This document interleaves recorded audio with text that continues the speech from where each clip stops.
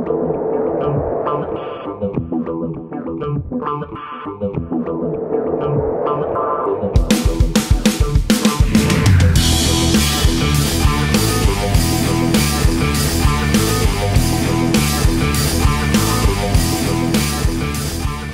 guys, Todd Falcone here. Wanted to talk a little bit about my favorite lead generation strategy. And I think this is going to be a little bit different than what some people might expect.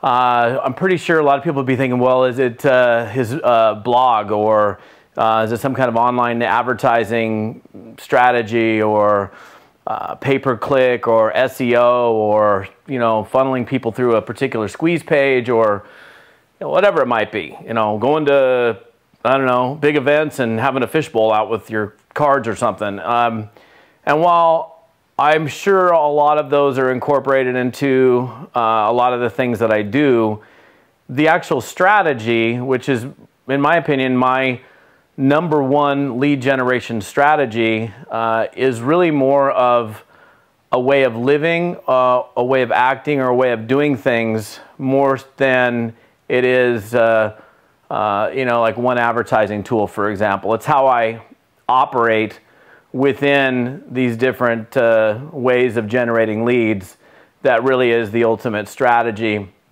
And I think it's just something that we get to make a decision about as far as how we choose to operate in the marketplace. And I'll expand on that so you understand. So, and I really do believe this is probably the most powerful thing that I've done in really all of my career as an entrepreneur, to be really good at building relationships and attracting people into my space that I can do business with now or sometime in the future. And ultimately, isn't that what lead generation is? It's all the things that we can do to generate a body, a human being, a person that we may do business with now or sometime in the future. So for me, it's like, it's a combination of different things. Like I say, when it's a way of living. So, for example, I've made it a really important point that, like, when I do business with people, if I have meetings or places that I've got to be, that I'm there. I'm a person that can be relied on. If I say I'm going to be someplace, I'm at that place. I'm at that place on time.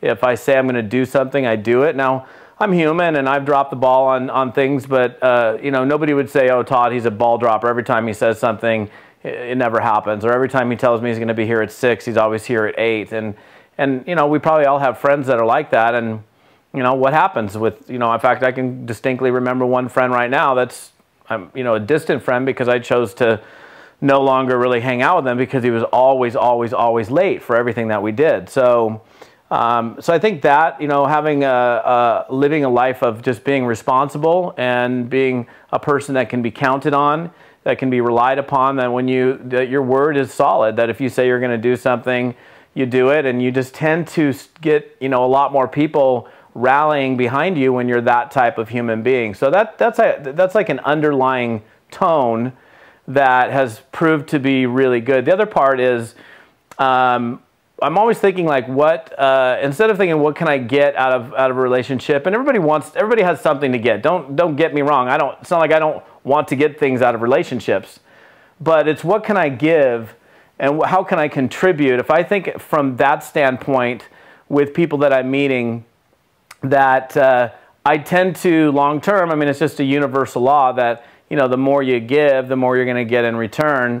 And I think if you go into a relationship thinking, well, what is it can I get from somebody, then I think people can see that. And I think so that's another part of it. So it's responsibility, it's contribution, it's coming from an authentic, real space. Like, people like to be around individuals that are themselves. So if you've ever seen me off stage or on stage or both, then I'm the same guy that I am off stage as I am on stage. It's the same dude. I'm just on stage one time and then I'm off stage at other times. So I think just being real and genuine, authentic and caring, and all of those things, it ultimately comes down to being a person that somebody feels good about being around.